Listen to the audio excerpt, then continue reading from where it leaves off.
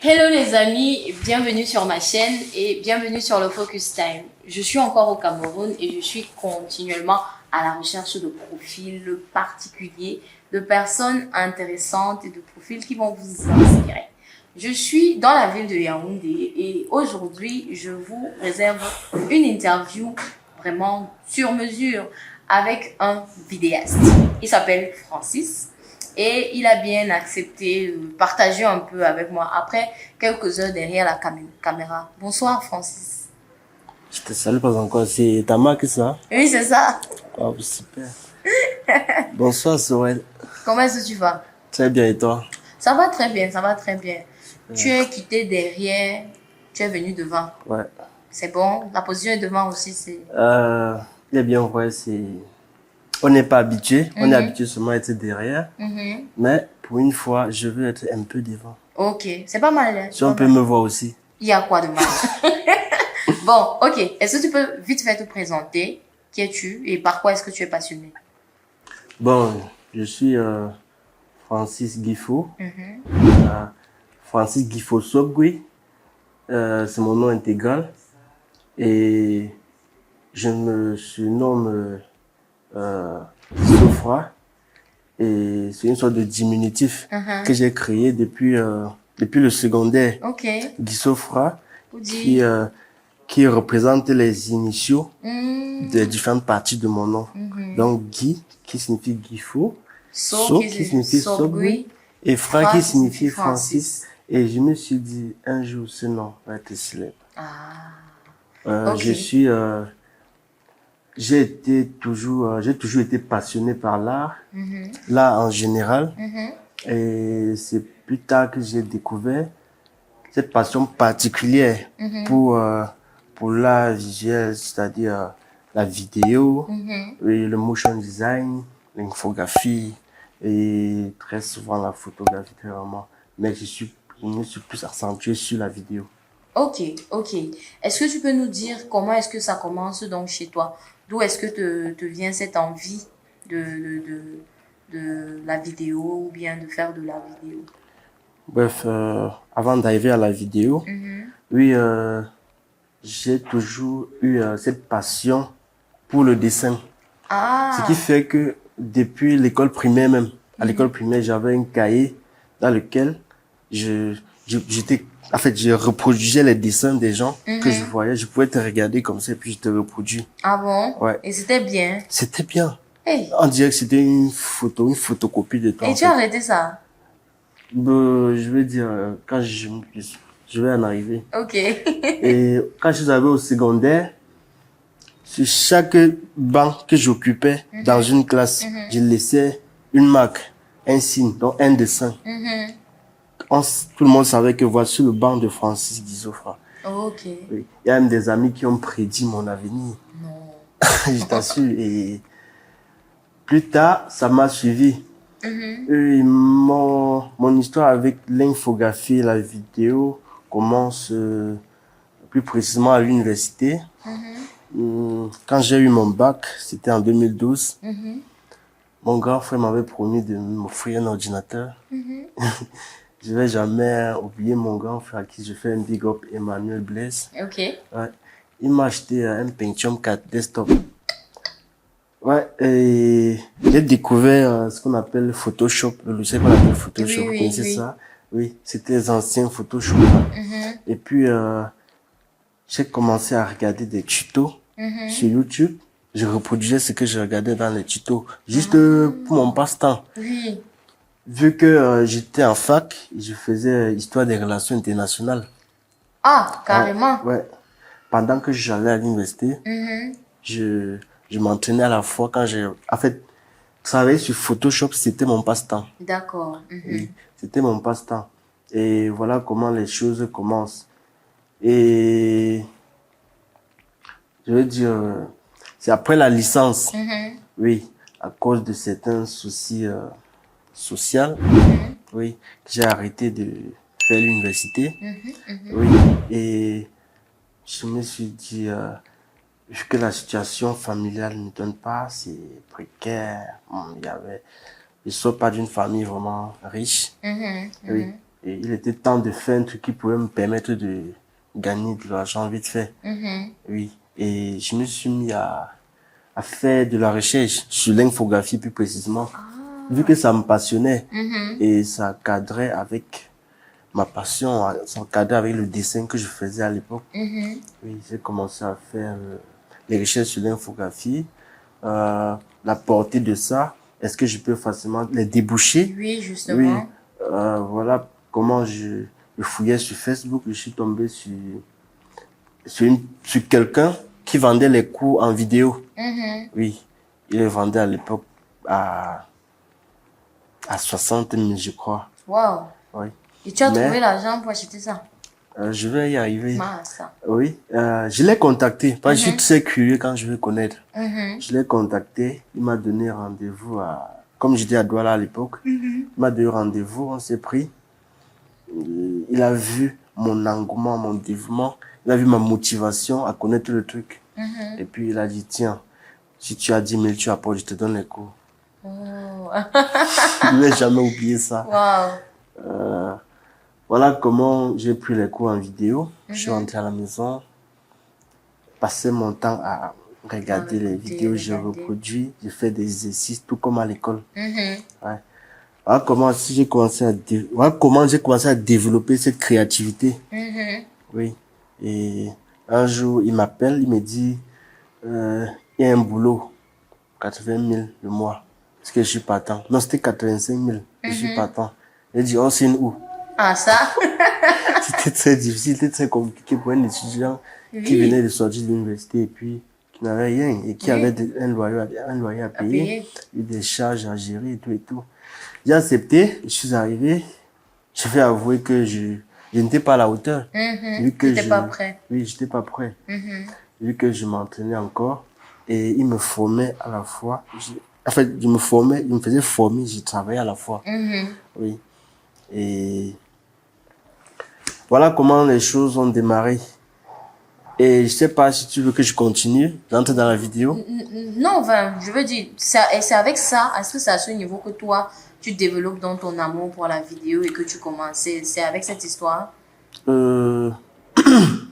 Bref, quand je travaillais avec lui, il y a un de ses clients qui m'a remarqué par ma promptitude et comment dire, par mes efforts aussi.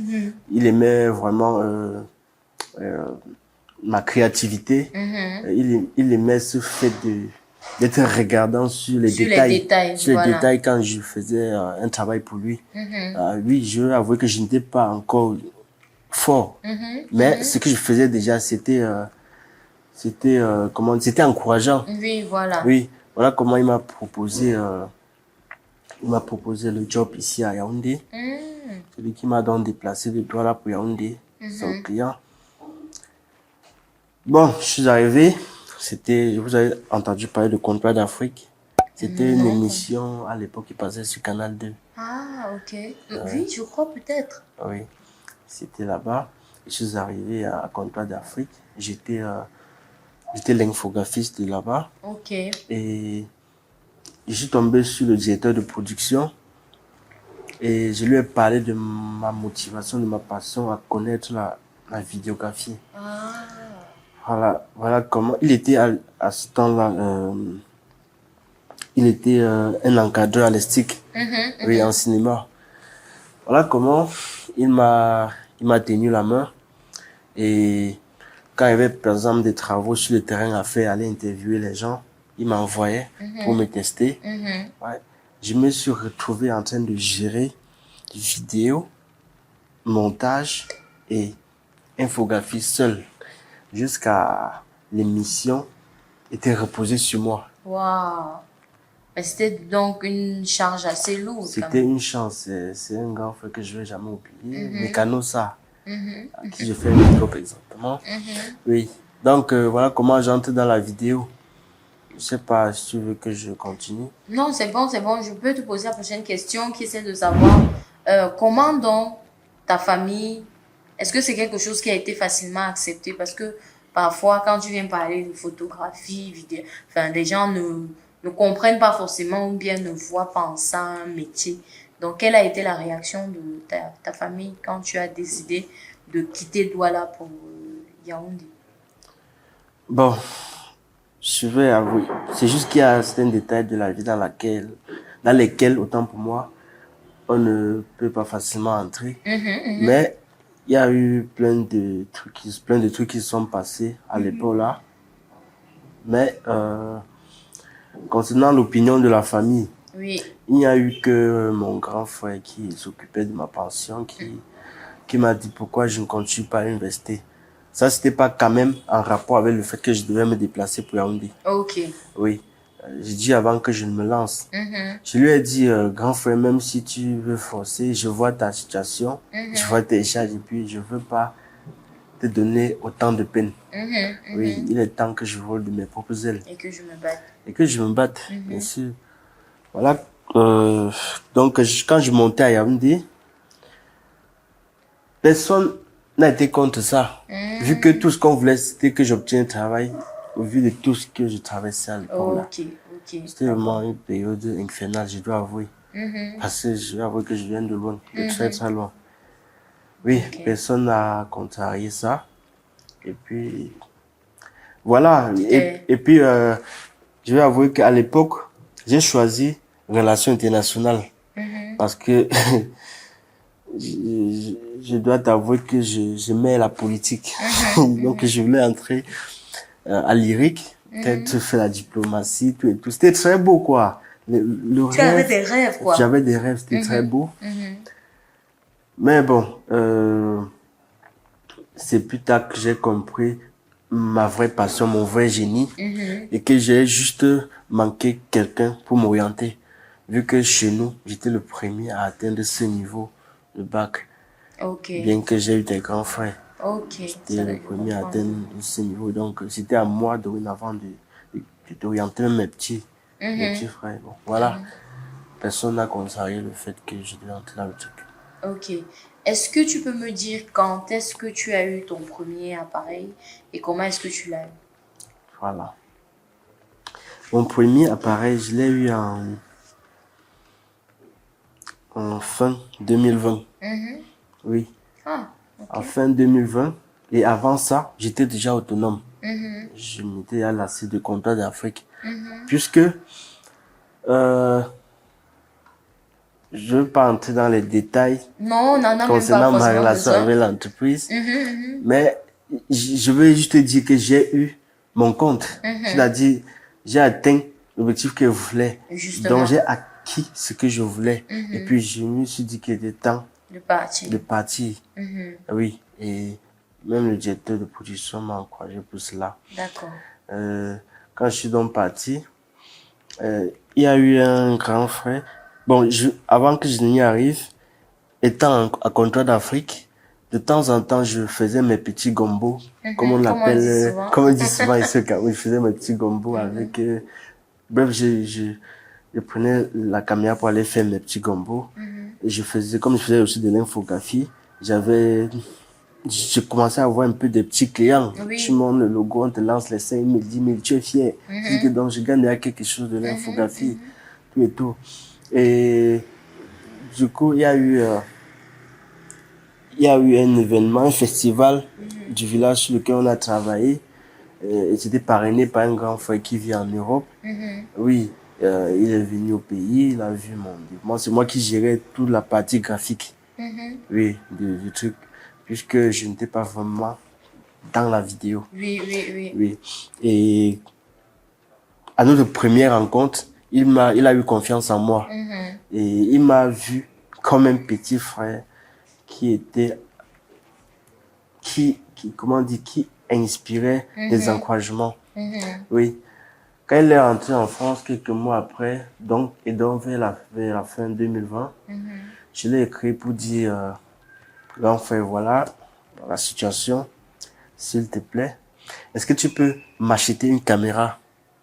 Tu m'envoies, je vais chercher l'argent avec je te rembourse. Voilà comment j'ai eu mon premier appareil. Et c'est ça là-bas. Et c'est toujours lui. C'est toujours ça, j'ai gardé ça. Même quand ça va se gâter, quand ça va plus fort, je vais garder ça. Parce qu'il a une valeur un peu plus... Ouais, elle a une valeur. pour moi, beaucoup de valeur pour moi. Mhm. J'ai tout pris soin de ça. Et c'est toujours là. Très Du coup, il l'a fait, il a acheté.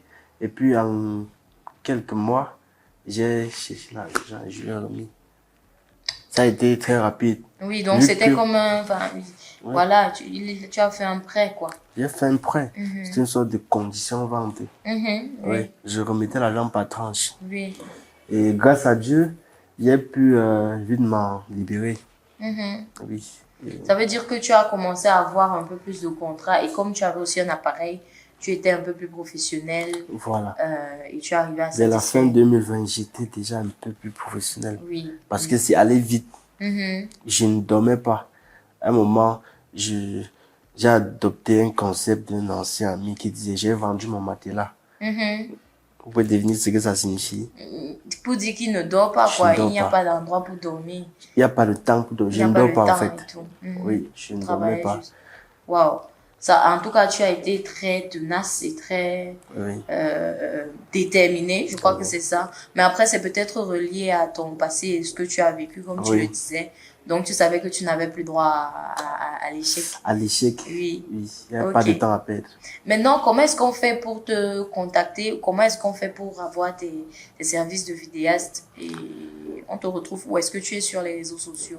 Je suis sur les réseaux sociaux, j'ai une page YouTube et je vais avouer que je ne communique pas encore bien. Mhm. J'ai une page YouTube avec plus de 3500 abonnés Quand même. quand même. Mhm. Et s'il te plaît, laisse-moi te dire que j'ai eu ces abonnés sans avoir eu à faire ce qu'on appelle la mise en avant. Mhm. Oui. Si je raconte l'anecdote, ça va vous faire rire. Ok. C'était après le deuil de Idi Arafat. Mhm. Et après sa mort, j'ai fait un documentaire qui parlait de lui, qui devait passer dans une émission. Ah, ok. Oui. Et puis, j'ai balancé sur ma page YouTube. Mhm. Et puis, j'ai partagé sur les différentes pages ivoiriennes, en fait, africaines en général. Mhm. C'est En comme ça une qu'ils sont journée, arrivés. j'avais plus de 1000 abonnés. Ah, ça, waouh. Oui. Waouh. C'est ce qui s'est Et c'est passé. sûrement l'une des seules vidéos qu'il y a sur ton compte, ou bien il y en a plusieurs. Il y en a plusieurs, mais c'est plus sur mes pages Facebook et Instagram que je fais des publications. Ok, pour qu'on te contacte aussi, c'est là-bas. Oui. Et donc, à l'époque, en créant les pages, je ne connaissais pas encore vraiment les valeurs de ça. Mhm, Oui. mhm. Donc, c'est plus tard donc, que je me rends compte des valeurs des pages, des réseaux sociaux, Oui. que je me suis dit, ok, je vais préparer une bonne communication avant de lancer la communication. Ok, Oui. ok. Mais de temps en temps, je partage des trucs dans mes pages Facebook, Instagram. D'accord. Quelle est, comment dire, l'expérience professionnelle, la pire expérience professionnelle que tu as déjà vécue? Puis expérience professionnelle. Si tu peux être plus explicite. C'est-à-dire que on t'a booké pour faire quelque chose et puis ça s'est mal passé. Ouais. Le grand frère dont j'ai parlé en France, par exemple, Oui. oui, il m'avait confié le marché pour couvrir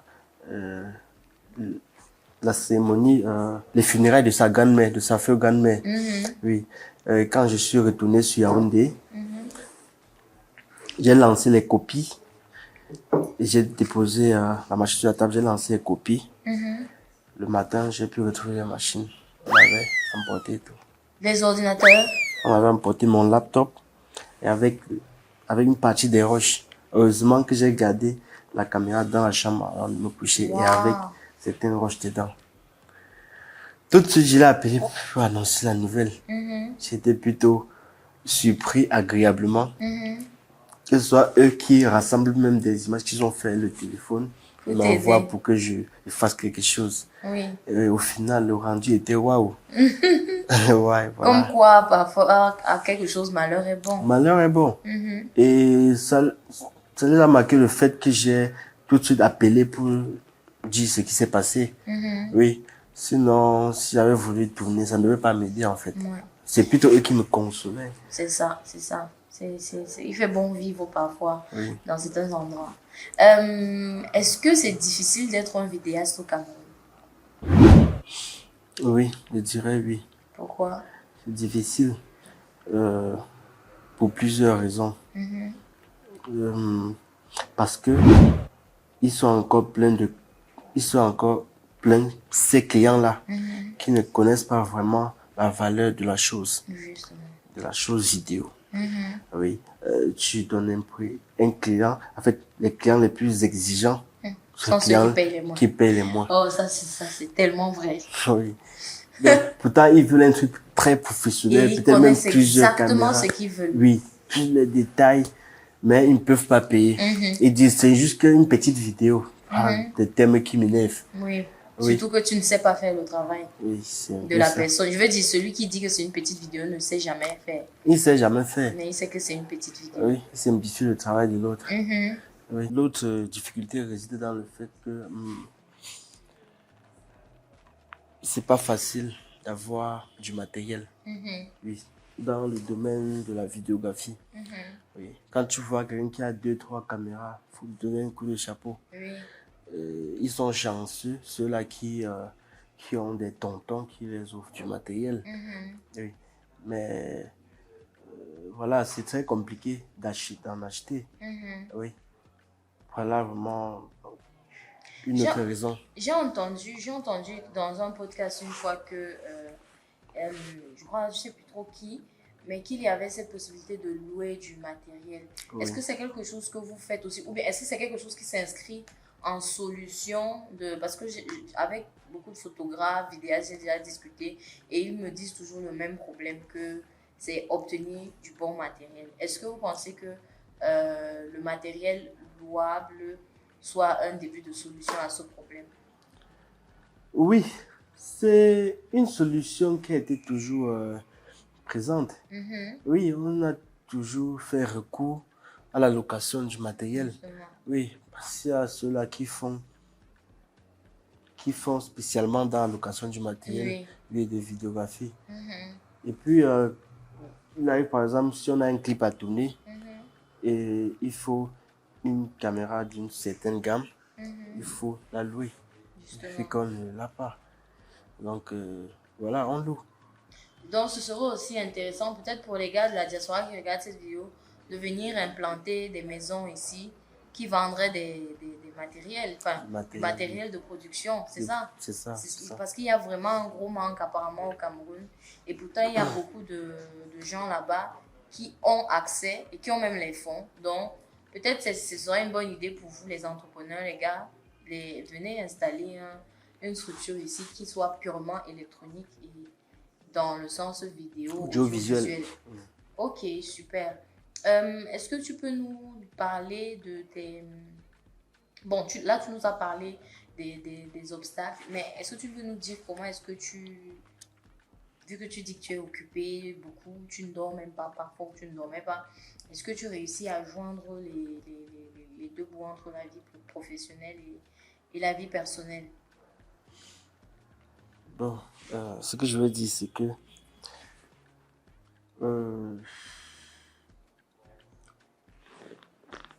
la famine, la pauvreté peut vraiment pousser à déplacer même les montagnes. Je ne sais pas si tu peux comprendre ça. Je comprends. Pour quelqu'un qui veut réussir, oui, pour quelqu'un qui veut réussir, même la famine, il ne le ressent pas. Oui. Il ne ressent pas la famine en fait. Je dois quand même avouer que je prends soin de moi. Oui, je prends bien soin de moi. Grâce à ce travail, je parviens à joindre les deux bouts. Mais je suis plus plongé dans le travail, oui, que la vie personnelle. D'accord. Oui, par exemple, je dois t'avouer que je n'ai pas trop de temps pour aller en boîte de nuit, pour aller m'asseoir au bar. C'est très rare pour moi. À moins qu'un frère soit venu et il me dit, ok, allons prendre un pot, tout et tout. Mais c'est très rare chez moi. Ok. Donc, je donne plus mon temps au travail. Je veux dire, je donne 80% de mon temps au travail. Ok. Quand, par exemple, je n'ai pas un taf précis à faire, je fais les recherches. Puisque notre domaine, c'est un domaine ça évolue. Oui, qui évolue et où il y a beaucoup de concurrence. Oui, et il faut être au top. Il faut toujours être au top. Tu nous as parlé tout à l'heure de motion design parmi les différentes passions ou activités. Est-ce que tu peux nous en dire un peu plus? C'est quoi et en quoi est-ce que ça consiste? Oui. Le motion design, c'est partie animation de l'infographie. Oui. Ça regroupe les trucs comme les spots publicitaires, les animations graphiques, les habillages télé, les animations des logos, les animations de texte, tout ce qui concerne côté animation en fait. Maintenant, il y a ce qu'on appelle motion design 2D, motion design 3D. Pour les gens qui font dans la 3D. Oui. Oui. Et bien, vous voyez, moi qui fais encore dans la 2D, je touche parfois la 3D. Bref, qui concerne le travail que je veux faire. Sinon, voilà, en bref, ce que c'est que le motion design. Ah, ok. Oui. Et ça aussi, beaucoup de débouchés. Enfin, il y a beaucoup de marchés dans ce secteur-là ici au Cameroun. Je vais dire oui. Que ce soit vidéographie ou bien motion design. Les deux d'abord sont complémentaires. Ok. Oui. Il n'y a jamais l'une sans l'autre. Oui. Par exemple, il y a des clips dans lesquels on fait du motion design. Oui. Des spots publicitaires, on ne peut pas faire un spot publicitaire sans motion design. Par exemple, je fais aussi les habillages télé. D'accord. Oui. Il y a par exemple une émission qui commence sur CATV Sport bientôt, My Passion. Oui, c'est moi qui ai habillé cette émission. Ok. Oui. C'est moi qui ai habillé cette émission et ça a beaucoup été apprécié par le DG de la CATV. Vu que la diffusion n'a pas encore commencé. Oui, ça a été l'une des raisons pour lesquelles on a accepté cette émission même. Parce que tu sais, la télé, de nos jours, c'est la beauté d'abord. Oui, justement. Oui. Il faut qu'il y ait de la beauté pour transmettre le message. Oui. Peu importe le message que tu as à transmettre, si le moyen de transmission n'est pas beau, autant pour moi. Oui. Le public, l'auditoire ne peut pas être intéressé. Ok. Oui. Est-ce que tu peux donc nous parler de tes projets, de ton futur? Qu'est-ce que tu entends devenir dans les années qui arrivent? Bon, je projette avoir ma propre maison de production. Oh, wow. Oui, je projette avoir ma propre maison de production. Je sais que ça ne sera pas chose facile. Mais je sais que je vais y arriver. Je vais continuer juste avec la même ténacité. Et avec la même, comment on dit, avec le même engouement. Je vais continuer, je vais attendre ce but. Si Dieu le veut, mais c'est qu'il va le vouloir parce qu'il ne m'a jamais laissé tomber. Voilà, je compte faire ça. Et puis, j'ai toujours voulu apporter un plus. Un plus. Et je suis quelqu'un qui aime beaucoup les défis, les challenges. Oui. J'aime prendre ces genres de travaux. Ces genres de travaux qui vont me pousser à secouer mes méninges. Oui, j'aime ces genres de travaux. D'accord. J'ai jamais aimé la facilité. Oui. Après, d'après le parcours que tu nous as donné là, on comprend bien que tu n'as pas toujours été dans des situations faciles. Donc, tu as dû beaucoup bousculer. Oui. La vie t'a bousculé. Ça m'a bousculé. Je suis pas encore vraiment quelque part, mais j'avoue que je vis de la vidéo depuis bientôt 2 ans. Je vis de la vidéo et je suis autonome. Je fais des prestations avec plusieurs entreprises à la fois. Oui. Dans l'année.